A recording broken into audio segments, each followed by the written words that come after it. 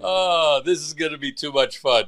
You know what? It's always fun. Yeah, it's just you got to have fun, and that's what we're You're trying not going to do it and be any good or do it for a long period of time if it's not fun. Yeah, you can't sustain it, and just everything is so serious and weird and No, everything else. it's.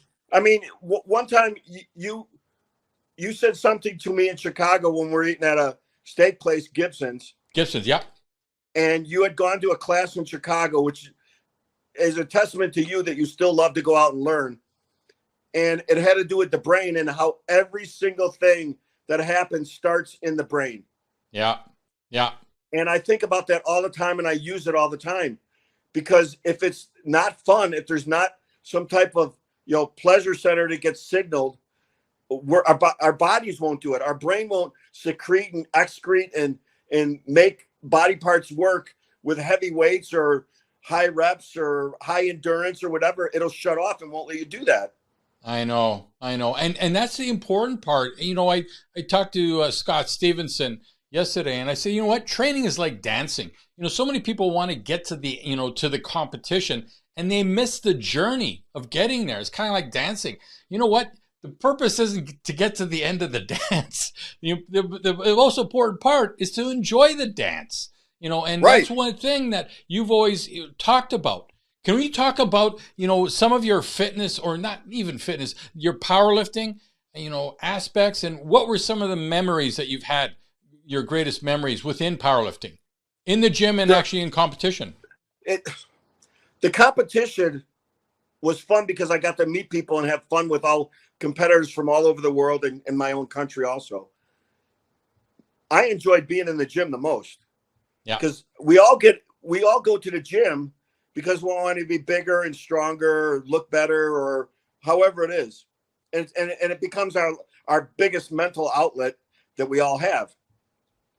So my most enjoyment is in the gym with my guys training and laughing and busting balls and just having a good time lifting the most weights we could do. It was just the best time of my life.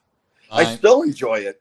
Yeah. But now, did you use the competition as something to train for, or was it a test in order to see how strong you had gotten?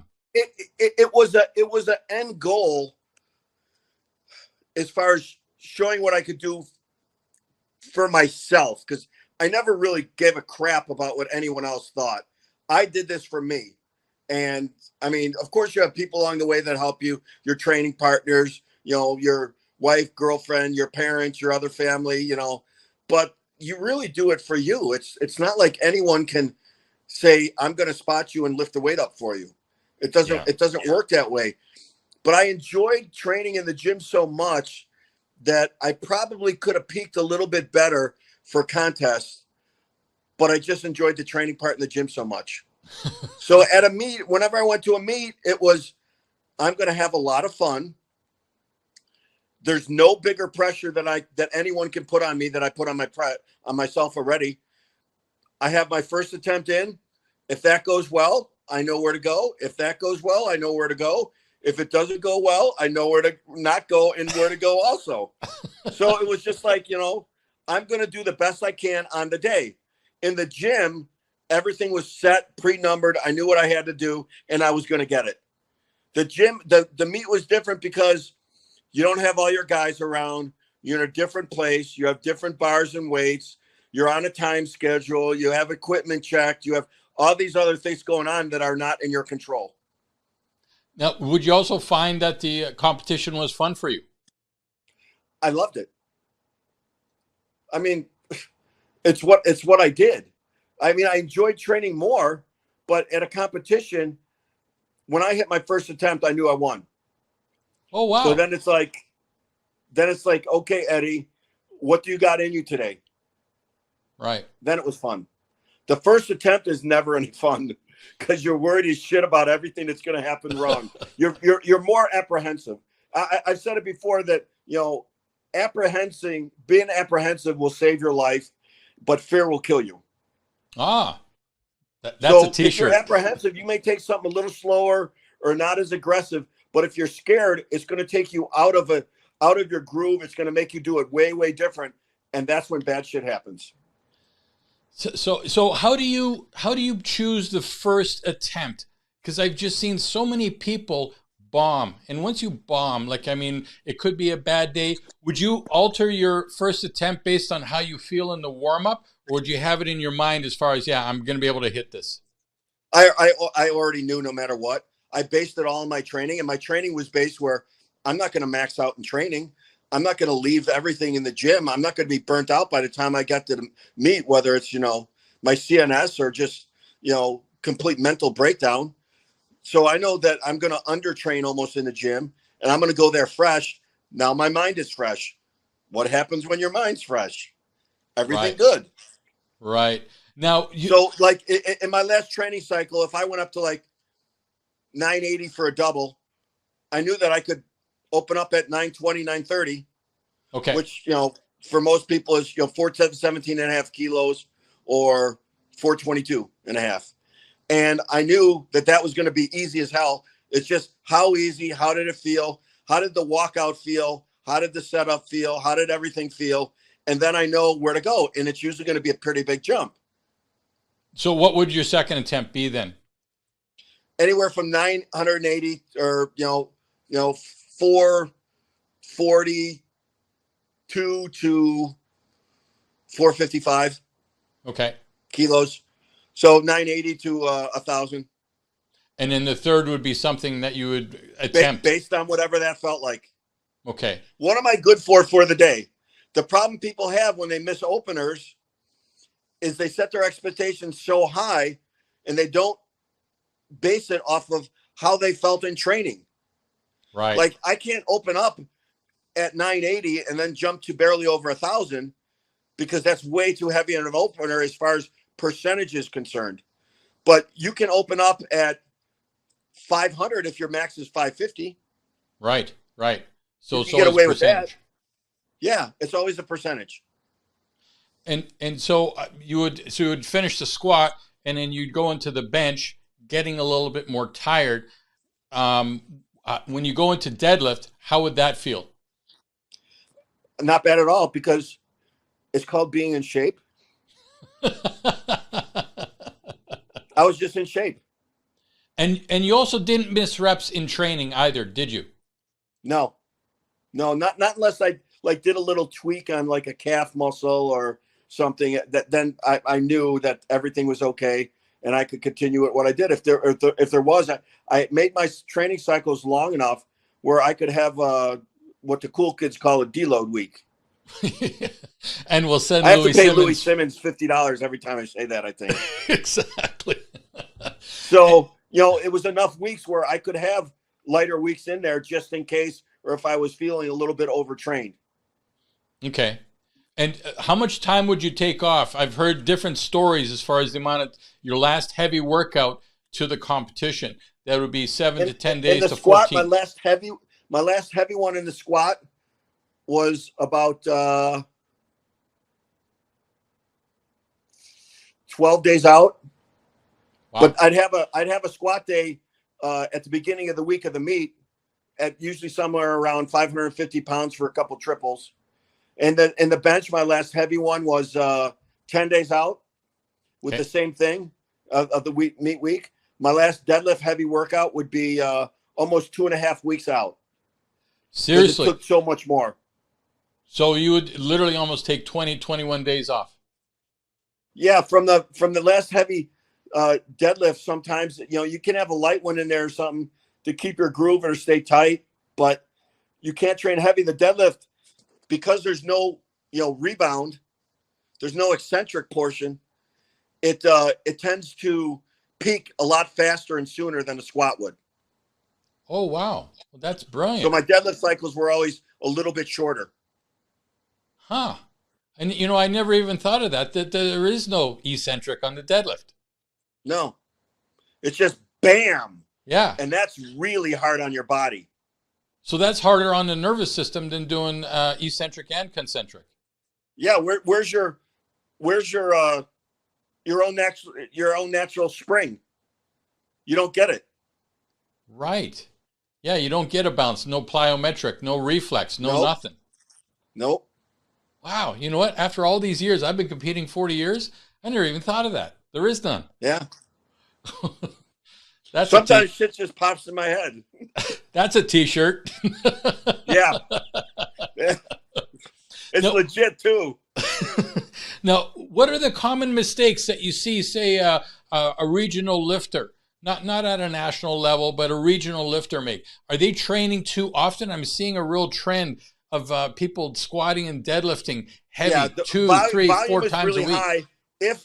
If the intensity is fairly low, then you can do that because it's just like a active recovery. Okay. So you could actually practice technique, a little bit of speed, but as long as the weights aren't too high and the intensity isn't too high, what you put into it, you'll recover no problem. So a lot of that isn't bad. It's only if you go too heavy too often, and heavy can be, a max rep, or heavy could be a set of 10 that you bust your buns on and you don't have any more, or anywhere in between. So if that, your RPE is way too high, you can't do that a bunch of times in a week. It won't work. You'll burn out. You'll get hurt. You'll have overuse injuries. What I used to do is I used to put in heavy compound assistance work and do it almost just like I was getting ready for a close grip contest, or an incline contest, or a shoulder press contest, or a stiff leg deadlift contest, or a bent row contest. So I put it in there to get volume without getting an overuse injury and breaking me down, but making other parts of my body, as I usually say, like a suit of armor. Wherever you hit, there's a big chunk of strong. Wow. That's brilliant. That's brilliant. So you'd have fun creating other competitions for yourself in the gym. Yeah, there was a strongman named Brian Schoonfeld that used to lift with us. Great guy, the hardest worker I ever saw in my life. And he was like, 350 pounds sometimes. He used to hold the log press record with Sadrunas. The same way, just press, no jerk, like into the upper 400s.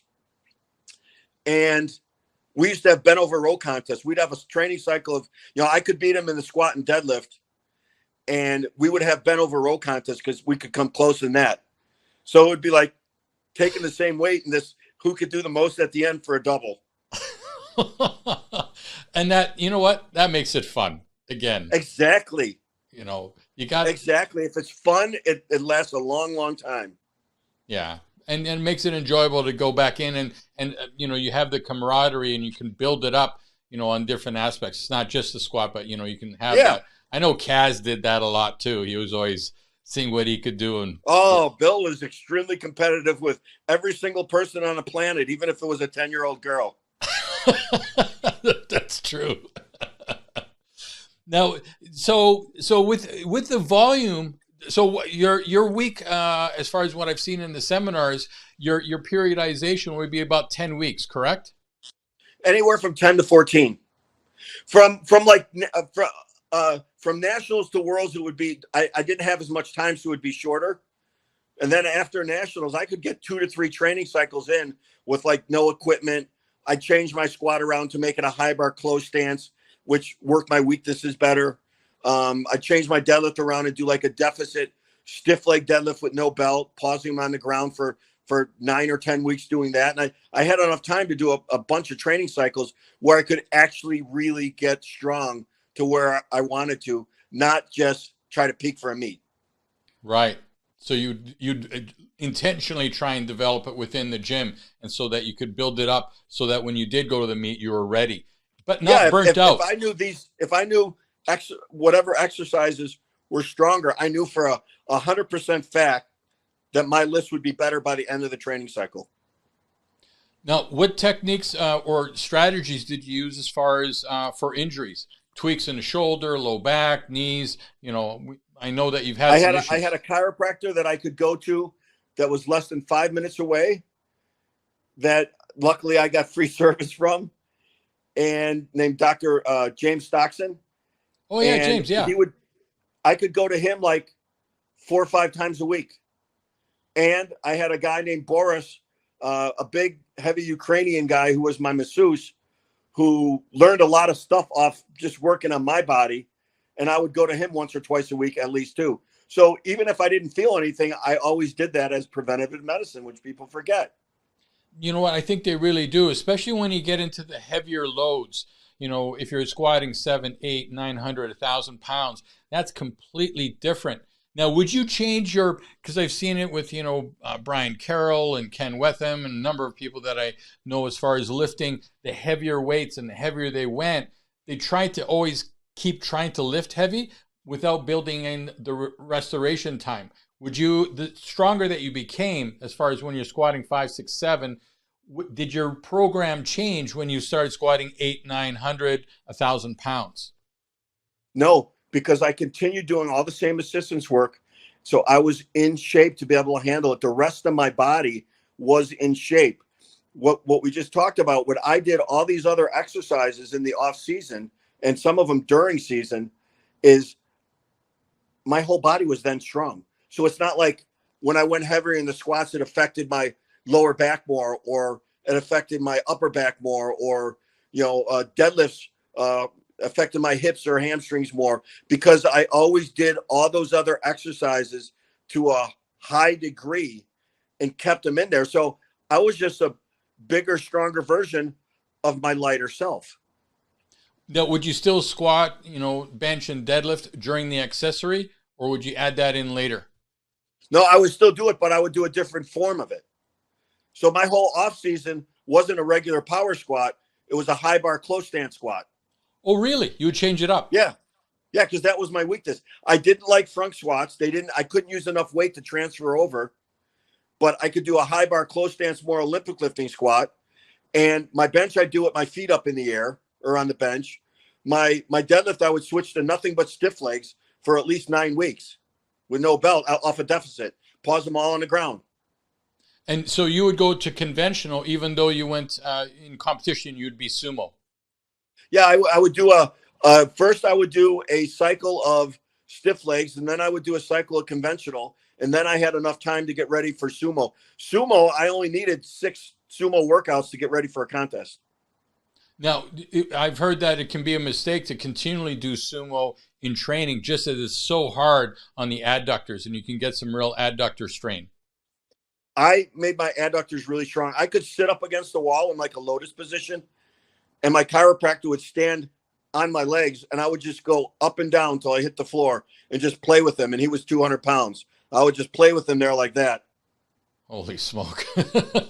Now, yeah, how would you? Fred Hatfield used to tell me you should only be as flexible as the sport that you're in, that, what you need to be. He goes, too much or too less is what's going to kill you. Now, would you basically say that within powerlifting, you need to be a little tighter, a little bit more stable as opposed to flexible? In certain spots, I think your hamstrings have to be a little looser. Definitely your calves, your triceps, your upper lats. Usually, if you do your upper lats, your shoulders are taken care of. Okay. And usually, the shoulder, when you're inflexible in your shoulders, it's usually really, really tight pecs, because your upper lats, and you haven't developed any back deltoids whatsoever, that whole upper back region. So it tends to get pulled forward way too much. Right. And so within the actual training, would you do some flexibility work also, as far as any stretching? Yeah, light just before I lifted with a little bit of exercise. Like I'd warm up with some light leg presses and then do hamstrings and adductor stretch and maybe a hip flexor. And then later on at night, as I'm sitting watching TV, while there's a bunch of minutes in between a commercial, I could do one stretch. Okay. So you'd continually always try and keep that mobility. Yeah, usually like for the legs, usually it was either a hamstring or an adductor stretch, because I found that if my adductors are healthy, it affected my hips, then my lower back, and so on. So just that, that one thing would have a domino effect on everything else. And how would you basically stretch out the pecs? Was there a specific stretch that you'd use for that, just to make sure? Mostly wall stretches. Wall stretches. And would you do any stretches? Yeah, a door jam. Would you do anything for the squats as far as stretch flexibility?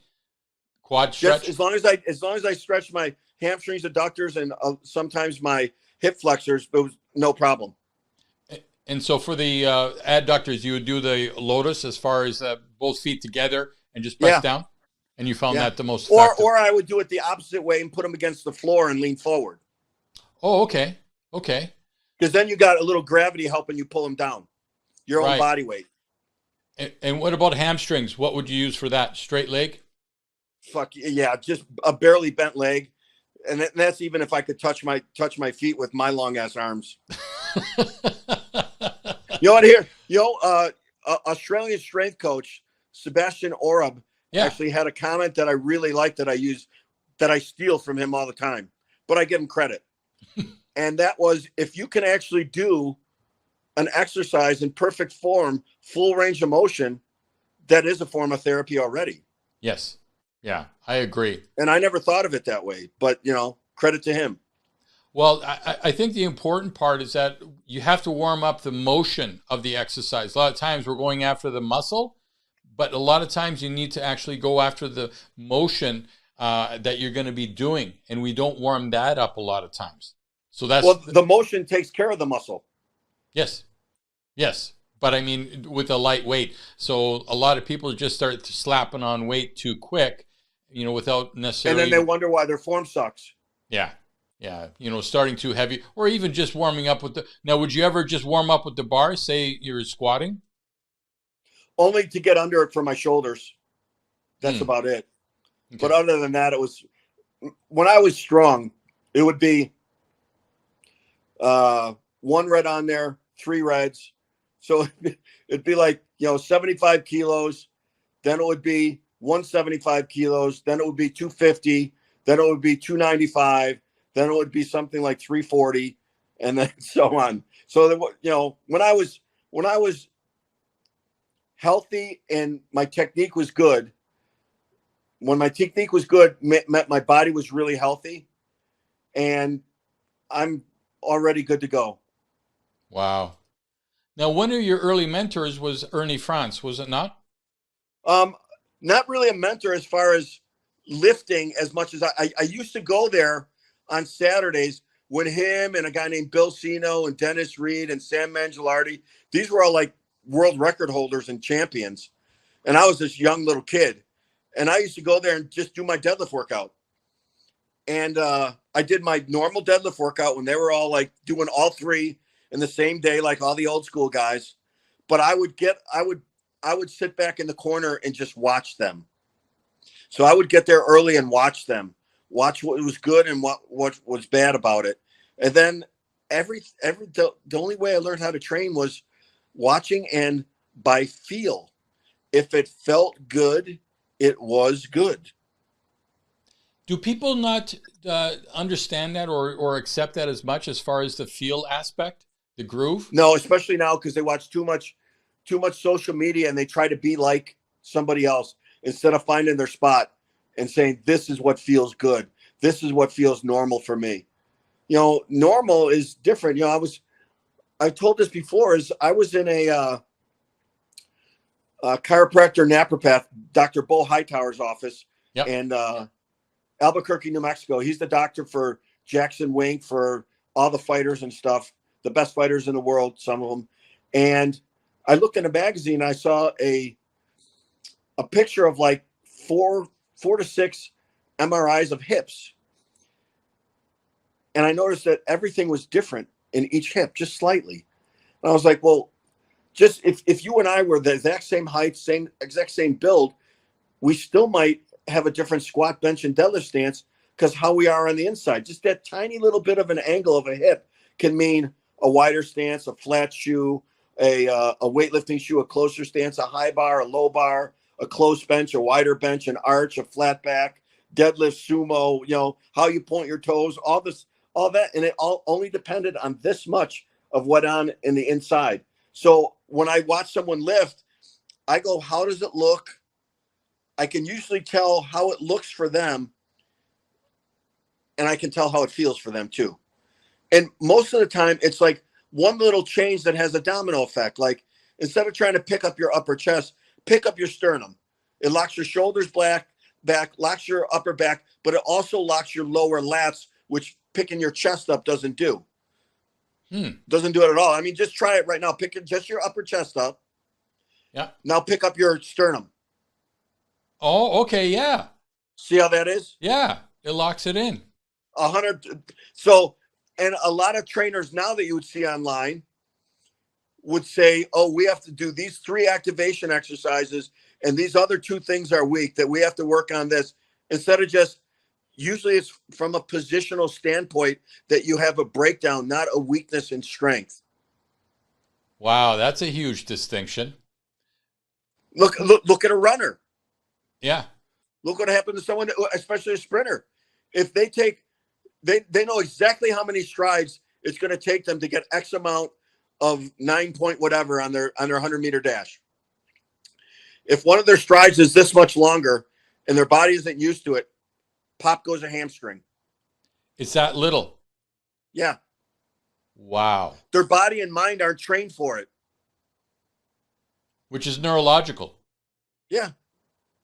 Now, I've had you at Swiss a number of times, and out of everyone that I've had there, you have the best eye to actually analyze what's going on and how it should be. How can someone develop that type of training eye, that proper coaching eye? Because you look at someone, you go, okay, this and this and this. You need to modify this.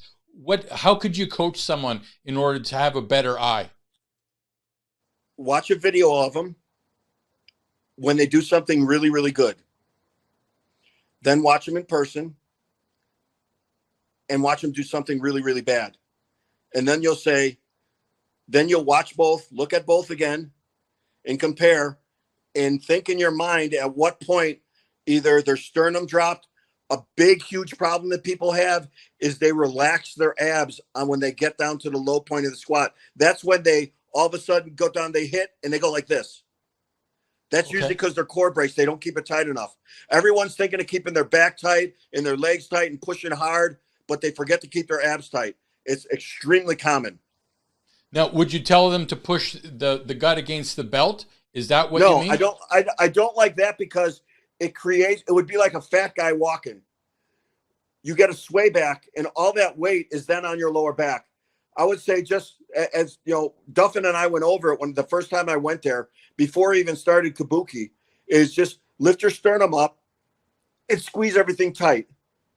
Normally, your abs act at your belt anyways. Yes. So when you put a belt on pretty snug or tight, they're going to push against it anyways, because that's what they do. But you don't want to consciously push them out into it, because you're losing your tightness of your abs then. Right. When I used to do bent over rows, or a lot of my deadlift stuff in the off season, I didn't wear a belt. And on my bent over rows, I wouldn't touch the ground. And the reason I did that, because my abs, my whole core, which is real core, which is all connected to your back, had to stay locked and work together.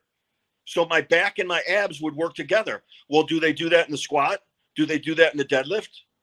Right. They even do that in the bench. If you lift your sternum up tight enough, even Stuart McGill says you still have to brace your abs. Right. So they all work together in sync. And if you don't get that, you will have a breakdown. Now, is that one of the reasons why when someone is deadlifting, when they start out, they kick their ass out before they actually start to pull, instead of having that flat back? Like they go into a round back? Yeah, well, a lot of times they do that because they don't have a strong enough structure in their whole mid upper back region to hold it tight, or their abs are weak, or what happens sometimes, it's just a bad position at the start. They'll try to sit too low and pull, or they'll try to start too high and pull. Here's the thing. Almost every single time a lifter misses a lift, it's because what he did at the very beginning, at the start, whether it's a walkout on the squat, or whether it's when he's on the way down, or when he's just setting the bar up, or when he's setting up on the bench or setting up in the deadlift. It's usually because he did something wrong. If you're in the proper position to lift a weight, your body will do it. So everything is based on the setup, and that's why you teach people on how to wiggle into their actual deadlift. Yeah, they're getting tighter and tighter and tighter, especially in the deadlift. So because we don't have that eccentric part in it, is we got to create that tension that we would normally get from the eccentric part. So we have to create that more from the bottom. Now, one of the things that you showed at Swiss was in the bench press, as far as building it up and then having the gut. And you wrapped me on the stomach the one time that you can actually hear that. Is how do you? It's got to sound like a ripe watermelon, which your belly was perfect for. I'm sorry. But when you're setting up, could you walk through the proper setup for the bench? Yeah. So, okay, you lie down, put your hands on the bar, start wiggling your feet to the outside, and then slowly backing in. As you do that, you're pushing against the ground and creating tension on your legs and on your butt. When you do that, you push against the bar the other way, not to go backwards, but to go towards your butt. And you start picking up your sternum. And as you pick up, you wiggle like you're putting your scapula in your back pockets. You're wiggling in and getting tighter and tighter and tighter till structurally you're fucking hot as a rock. Right. Then there's no breakdown. Then when you push off your chest, you push off and it goes like this, not like this. And as soon as those elbows flare out, that means you lost your arch or you lost the tightness in your back, which should not happen. And how would you set up for the deadlift? Well, I know it's documented. As you say, I wiggle in. So I would walk up, I set my feet where I want them. And then I do more of a straight up and down squat to grab the bar. When I grab the bar, I bend over a little bit. I wiggle in tighter and closer to the bar, as close as I can get my hips to the bar as I'm taking the slack out. So I have extreme tension on the bar, pulling myself in. My whole body's getting tight. And as my legs get tight, when I pick my sternum up, then my lats lock in and I'm ready. Okay. Now what I'm seeing is there's a lot of lifters in the deadlift. They take the extreme width. You basically were closer as far as to be able to get down. And I talked to Dr. Megan Brighton Jones yesterday, and she was saying that a lot of times the lifters they take too much width, and the weight's going down versus she gave the example of you where you were more straight up and down your shins. Was there a reason? I did a combination of sumo conventional, but I got legs like a Oompa Loompa, so I can't really go wide. You can tell if someone goes too wide is if their knees start to buckle in. Okay, so that's a good. Then what happens is then it becomes more like a stiff leg sumo because they can't use their hips and their adductors. The adductors on a sumo are the most important. If they fire, you will not bend over. Okay. And if someone takes too close of a sumo, you could tell because they bend over more and they just do a sumo conventional. It's a little too far bent over. Okay. I got it moving with my legs, and then my back and hips took over. But that's also you're biomechanically set up for the squat and deadlift. That's just it was my comfort spot.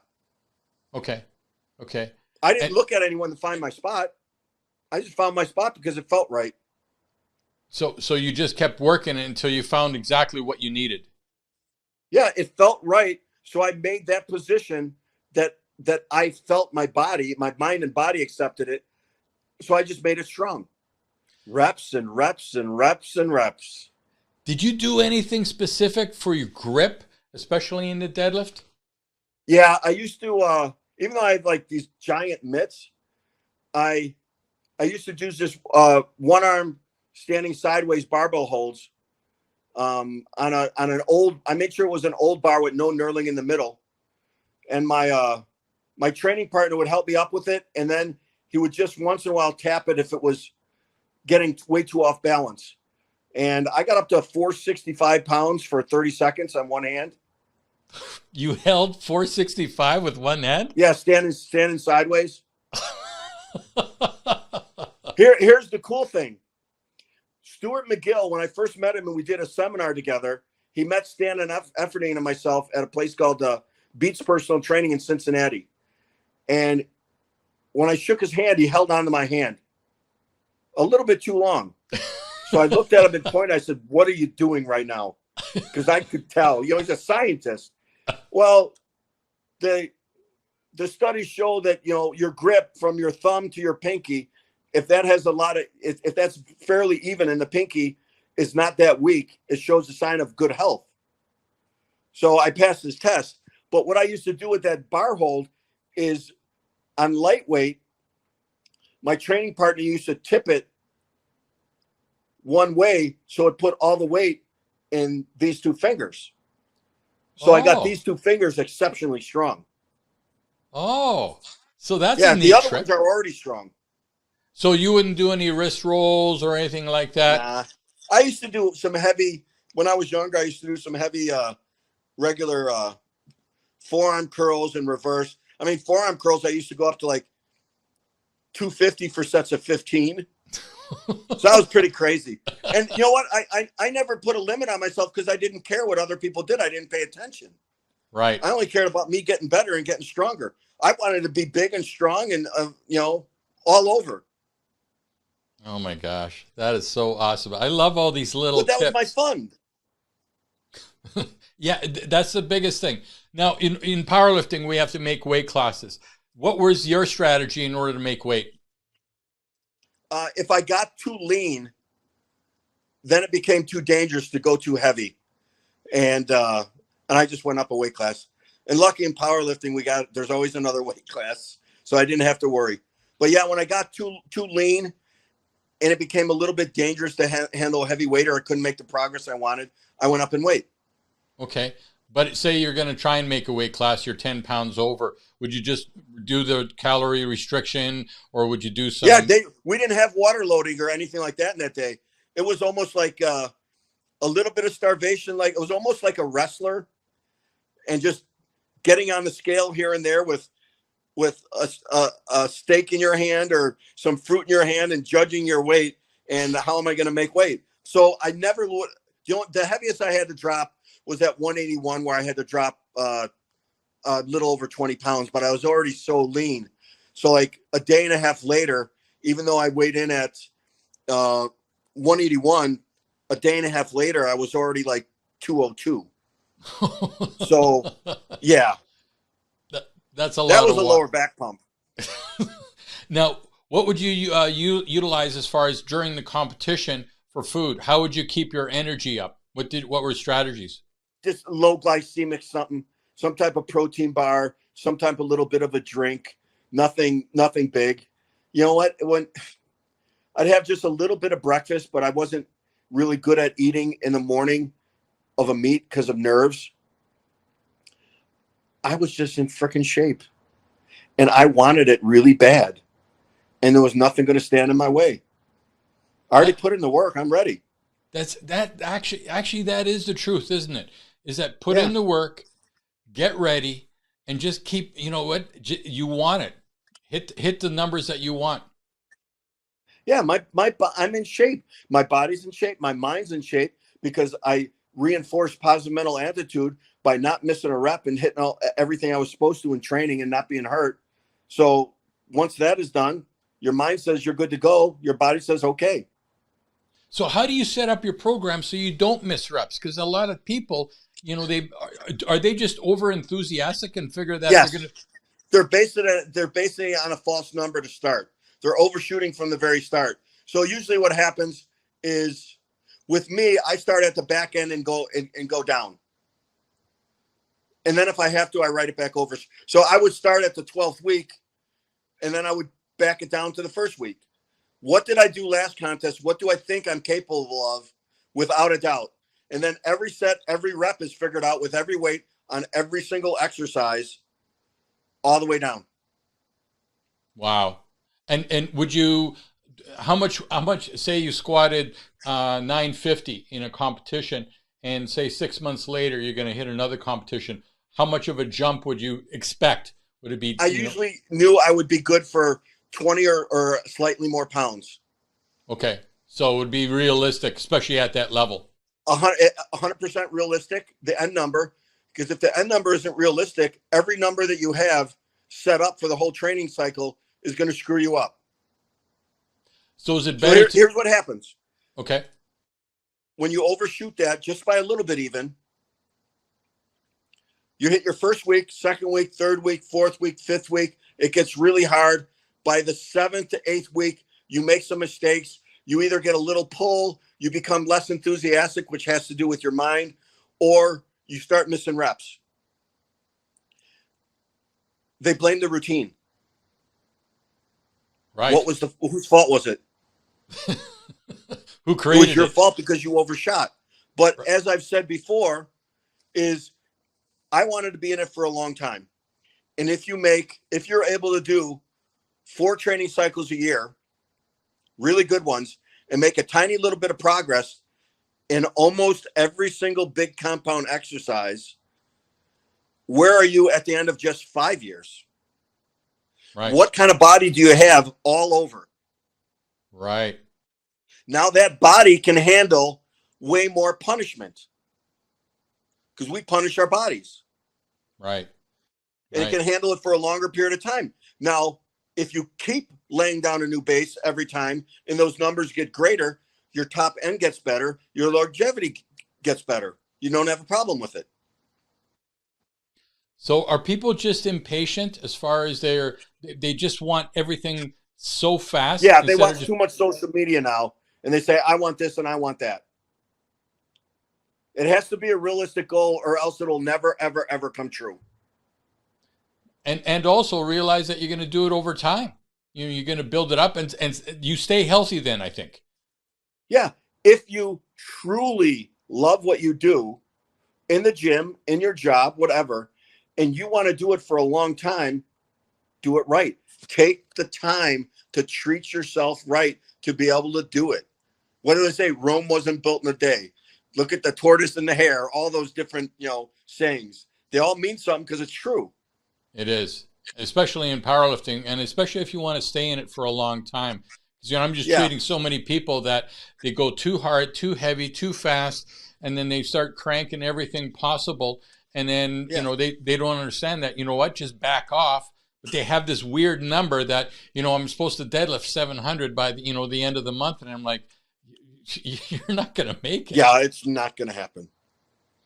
So what happens in the routine is, what they usually change is by week 3 or 4, everything's moving fast. They're hitting their reps. It's popping. They're feeling big. They're feeling healthy. They look great in the mirror. And then by that week 4 or 5, I'm going to go up a little bit more than the program says because this last week was so easy. Well, that little jump changes every single week after that. And it changes the outcome of what you normally would. If you wanted to squat 500, you're not going to hit 500. You're going to be burnt out, so 500 doesn't even come.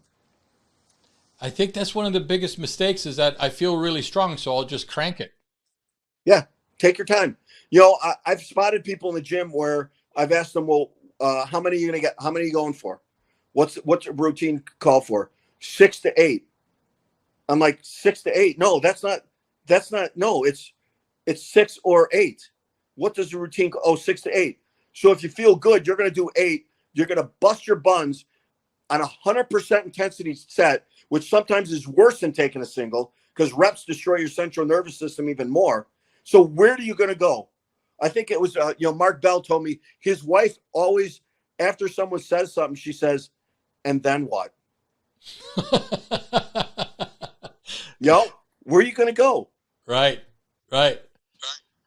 Yeah, you got to develop it, and that's the whole thing. Stay with the program. And I think that's the biggest advice that, when we did the powerlifting panel, you talked about your routine, and Jim Wendler leaned over, he says, and you didn't miss any reps in training. And I think that's the biggest piece that people, they don't know what they're going to do in the training. And also they're going to randomly, whatever plate is closest to them, they're going to throw on the bar. Mm-hmm. Okay. How do you develop the positive mental attitude? All these studies show this and this and this and this and this. Well, you know what? You could set up and have the right shoes, the right knee sleeves, the right wrist wraps, the right equipment to train on. But if you screw up your training a little bit, you're done. How do you recover from that? You got to reassess right away and say, where did I go wrong? What's wrong with my training? And you could salvage almost all of it right away. So would you back off? Would you change the program based on possibly missing? Because, I mean, you know, you could end up with a cold. Now, I wouldn't, because I didn't have to. Right. But I would recommend is, okay, how much time do you have left to get to where you want to be, or till the contest or whatever? If you had extra time, we could break you back down a little bit and build you back up. If you just set your numbers wrong, that's what we could do. If you're overtrained, it's a little bit slightly different. You need to back off a little bit for a couple weeks before you come back up. But your end goal has to change, because usually it's caused from an end goal. Or like I said, a training routine that says, oh, I'm going to do 6 to 8 reps. No, that's not scientific at all. Training is scientific. It's not, let's, you know, balls to the wall at all times and I'll be strong because I did this in the gym. No, you have to peak properly for a contest. Gym lifts don't count. That's only true. on social media. Now, would you use any different type of supplements, whether it be vitamin C, vitamin B, or anything else? Anything else? It was mostly vitamin D3 in the day and some type of protein supplement, because I never had a big appetite, nor do I now. Okay. I could get away with eating almost anything I want. I just made sure that I got enough protein. Okay. You know, I kept my mind happy, you know. Steak and protein powder. It doesn't get any better than that. You know, based on, you know, how's my body weight? How do I feel? You know, I didn't always have to use the scale. I have a mirror in the house. I'm pretty honest with myself. I know how I feel in the gym. There you go. Yeah. Yeah. No, it's so important to basically know what you are good at in the sense of the foods and all that. And some of the supplements, they can be helpful, but some are, they make some interesting claims. So yeah, back in the day it was, you know, oh, dibencazide, oh this, oh that. They were like the new supplement of the month pushed by the supplement companies. I know. I remember Fred Hatfield came out with that black tar from the bottom of that Russian lake. No, Moomy, it was from the Nile or something like that, but he got it from the Russians, supposedly. Yeah, it was something like Moomy. Yeah. That was fun. That was fun. Because, well, the kicker was that, like, it has anabolic properties. Well, damn, a steak has more anabolic properties than anything else. I know. or what a lot of people that used to, back in the days, all the roid dealers used to say, oh, it works on a cellular level. So does a glass of water. You know, everyone tries to build it up and make it sound different than what it really was, to try to make you buy shit, whether it's legal or illegal. It was all the same bull crap. Ed, I just want to thank you for spending time with us. You know what? Anytime. What you've done with the Swiss Symposium is amazing, for not like just Canada and U.S., but the whole world watches your stuff and attends. So when we get back together, we're going to do one of these live on stage, just you and me, and that'll be the presentation. And we're going to have people learn, but we're going to have them dying laughing at the same time. If you can learn and die laughing, you'll never forget what you learned. That's true. I'd love it. Okay, that'll be once everything opens up, the borders open up, we'll set it all up. We'll have some fun with it. Yes, we will. All right, my friend. Thank you so much. And remember, you are such a good guy, and I do love you, and I'm glad you're my friend. So take care of yourself. Love you too, my friend. You're such an inspiration to everyone in the world, and I really appreciate those words, those kind words. It's just easy. It's easier to be nice. Yeah, it really is. Be nice. Have fun. Well, that kind of makes me Canadian if I'm too nice, right? Eh? There you go. Okay. Take care, my friend. See you, buddy. Ciao. It was a pleasure. Always mine.